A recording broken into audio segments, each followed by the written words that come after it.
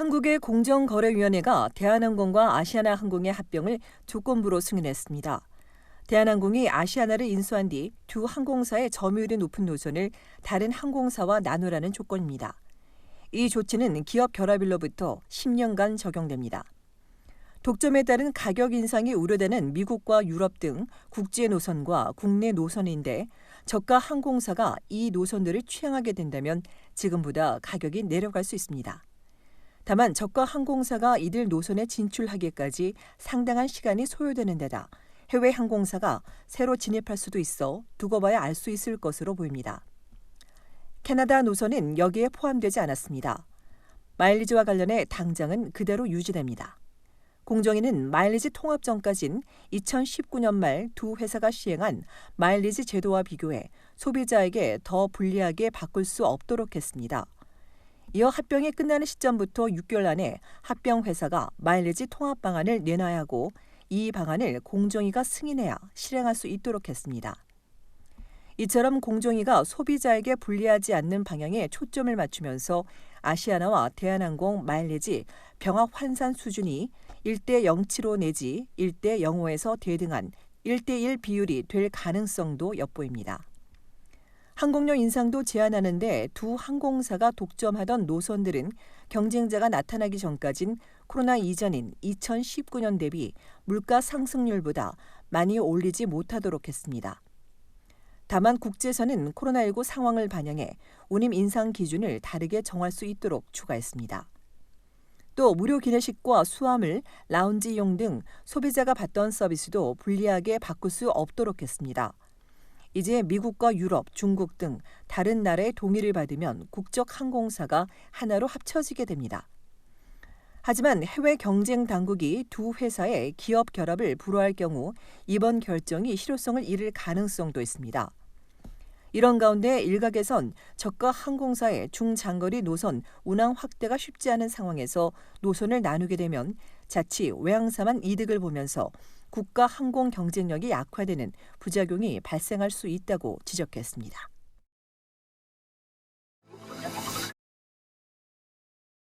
식료품 물가의 고공행진이 이어지며 소비자 10명 중 8명이 소비 습관을 바꾸는 것으로 나타났습니다. 앵거스 리이드가 지난 1월 7일에서 12일 사이 전국의 성인 5천여 명을 대상으로 비싼 물가에 대처하는 방법을 물었습니다. 그 결과 응답자 10명 중 6명이 외식을 줄이고 집밥을 해먹는다고 답했습니다. 절반에 가까운 46%는 유명 브랜드 대신 저렴한 브랜드로 바꾼다고 응답했습니다. 또 육류 구매를 줄인다는 응답이 35%였으며 특히 5명 중 1명은 과일과 야채도 비싸 구매를 꺼린다고 답했습니다. 이외 주류 섭취를 줄였다는 응답이 25%를 차지했으며 응답자의 4%가 푸드뱅크를 이용한다고 전했습니다. 매년 100억 달러 상당의 과일과 채소를 수입하는 캐나다는 특히 겨울에는 대부분이 수입산으로 가격이 더 오를 수밖에 없습니다.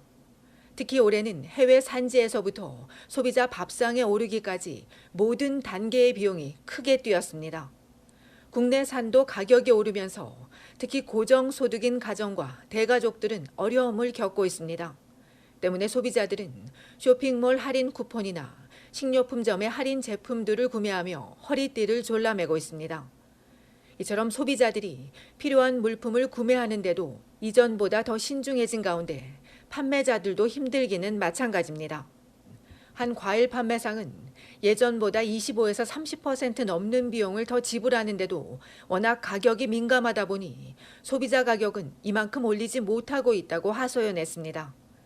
한편 연방통계청에 따르면 300g 커피의 평균 가격은 2020년 3월 5달러에서 2022년 1월엔 5달러 32센트로 올랐고 12개 들이 계란은 3달러 41센트에서 3달러 84센트로 4리터 우유도 5달러 94에서 6달러 10센트로 뛰었습니다.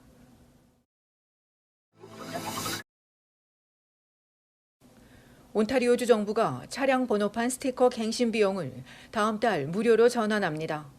오는 3월 13일부터 적용될 예정으로 800만여 명의 운전자가 혜택을 보게 됩니다. 또 2020년 3월 이후 스티커를 갱신한 운전자에게는 해당 비용을 반환해 줍니다.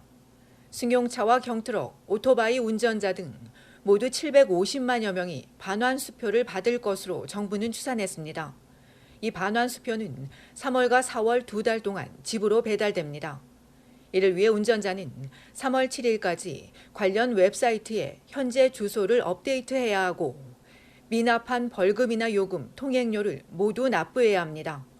승용차 갱신 비용은 연간 120달러, 북부 지역은 60달러입니다. 이번 조치로 인해 매년 거둬들인 11억 달러 정부 재원이 사라지는 건데 이에 대해 정부는 11억 달러가 온주 경제에 다시 투입되는 것이라고 강조했습니다. 이에 전문가들은 6월 2일 총선을 앞둔 정부가 905 지역 유권자들의 표를 다시 잡기 위한 선심성 돈풀기라고 설명했습니다. 이에 따라 앞으로 온주 운전자는 갱신 비용을 내지 않아도 되지만 벌금과 도로요금 징수 등을 위해 번호판 스티커 갱신은 계속해야 합니다. 한편 이번 조치에서 대형 상용차와 스노모빌 등은 제외됐습니다.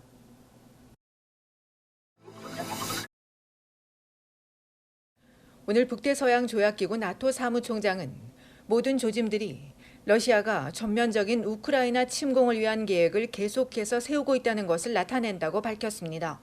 사무총장은 우리는 더 많은 병력이 전투 대응을 이루고 공격할 준비가 돼 있는 것을 보고 있다고 말했습니다. 이어 지난밤 추가적인 러시아 병력이 돈바스로 도네츠크와 루간스크 일부로 들어가는 것을 봤다고 덧붙였습니다. 이들 두 지역은 돈바스 지역에서 친러시아 반군이 세운 공화국으로 러시아가 이들의 독립을 인정한 겁니다. 이에 영국과 독일, 일본 등에 이어 캐나다도 오늘 러시아의 결정을 강력히 규탄하며 경제 제재를 취할 것이라고 강조했습니다. 오늘 미국은 러시아가 침공을 시작한 것이라며 나토 동맹과 단일 대응에 나설 것이라고 천명했습니다. 이번 사태와 관련해 나토 사무총장은 러시아가 이미 2014년 우크라이나를 침공했다며 지금은 이미 침공된 나라가 추가적인 침공을 겪고 있는 것이라고 강조했습니다. 이에 대해 자국 상원으로부터 해외 파병 승인을 받은 블라디미르 푸틴 대통령은 지금 당장 우크라이나 돈바스 지역으로 군대를 보내려는 것은 아니라고 밝혔습니다. 그러면서도 도네츠크와 루간스크 공화국의 요청이 있을 경우 군사 지원을 제공할 것이라며 현장의 구체적 상황에 달렸다고 설명했습니다. 이처럼 러시아와 우크라이나 갈등이 일촉즉발의 상황으로 치닫는 가운데 푸틴 대통령은 국제시장에 대한 가스 공급에는 차질이 없을 것이라고 발표했습니다.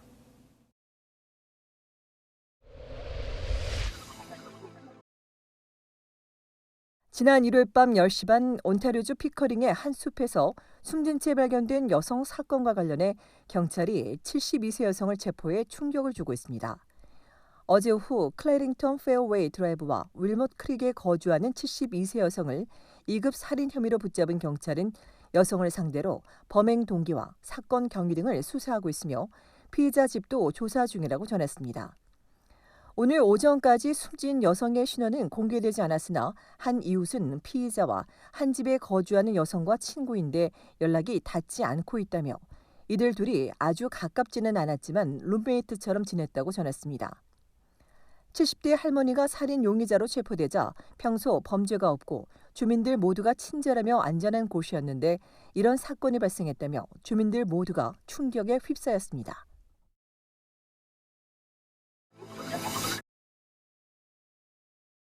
온타리오주 토론토의 한 학교에서 또 나치식 경례를 하는 일이 벌어져 조사 중입니다.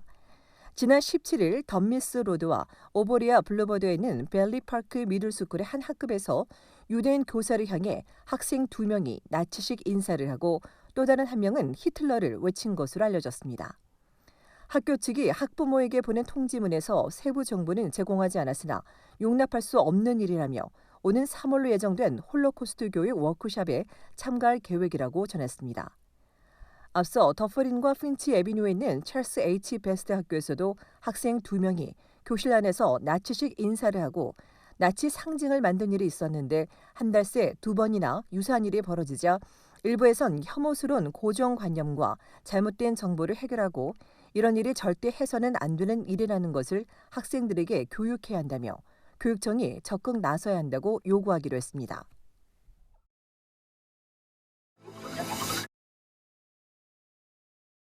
코로나19에 걸려 병원에 입원하는 환자 수가 계속 감소하며 지난 20일 기준 전국의 입원 환자 수가 6,237명으로 일주일 새 12%나 줄었고 정점이던 1월 26일 1,967명과 비교해 크게 감소했습니다.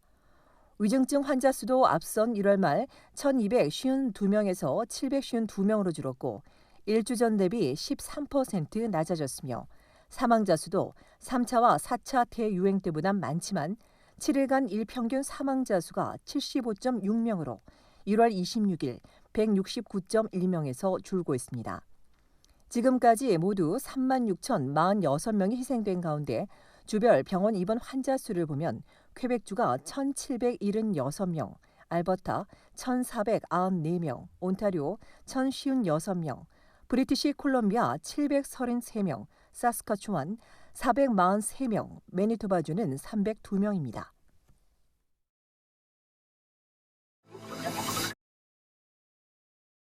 온타리오주 오타와 트럭 시위 주동자로 입건된 타마라 리치의 보석 신청이 기각됐습니다.